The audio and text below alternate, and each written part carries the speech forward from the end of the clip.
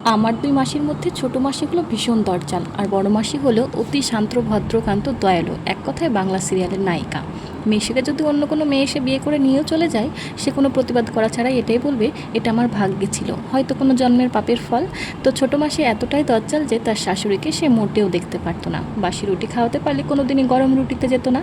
এমনও দেখেছি মাসি দুপুরবেলা সবাইকে গরম গরম ভাত তরকারি বেড়ে দিয়েছে, তবে শাশুড়িকে দিয়েছে পান্তা লঙ্কা। এদিকে বড় মাসি পারলে শাশুড়ির পা ধোয়া জল পর্যন্ত খেয়ে নেয়, নিজে না খেয়ে শাশুড়িকে খাওয়ায়। সবসময় এটাই বলে, গুরুজনের সেবা না করলে মহাপাপ হবে।